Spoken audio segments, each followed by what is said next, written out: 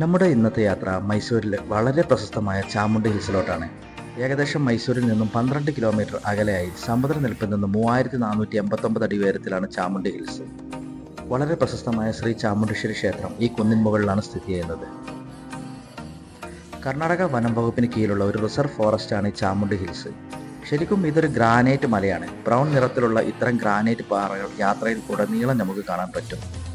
യാത്രാവസാനം കുന്നിൻ മുകളിലെത്തുമ്പോൾ സഞ്ചാരികളെ സ്വാഗതം ചെയ്യുന്നത് മഹിഷാസുരൻ്റെ ഈ ഒരു പ്രതിമയാണ്.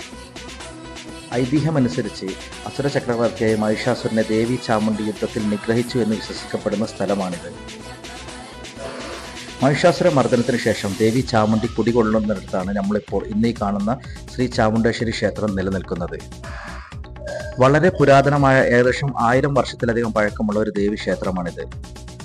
പണ്ട് കാലങ്ങളിൽ ഹൊയ്സാലരുടെയും വിജയനഗര സാമ്രാജ്യത്തിൻ്റെയും സംരക്ഷണരായിരുന്ന ഈ ക്ഷേത്രം പിന്നീട് 1827 മൈസൂർ രാജാവായ കൃഷ്ണരാജ വോഡയാർ മൂന്നാമൻ്റെ കാലഘട്ടത്തിലാണ് നമ്മളിപ്പോൾ ഈ കണ്ടുകൊണ്ടിരിക്കുന്ന ദ്രാവിഡീയ ശൈലിയിലുള്ള 7 നിലകളിലായി ഈ ക്ഷേത്ര ഗോപുരവും മറ്റും നിർമ്മിക്കുന്നത്.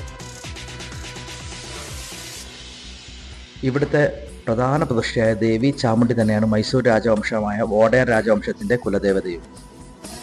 കുന്നിന് മുകളിലെ ഈ ദേവീ സന്നിധിയിൽ ഇന്ന് ഭക്തജനങ്ങളെക്കാൾ ഏറെ വിനോദസഞ്ചാരികളാണ് എത്താറുള്ളത്.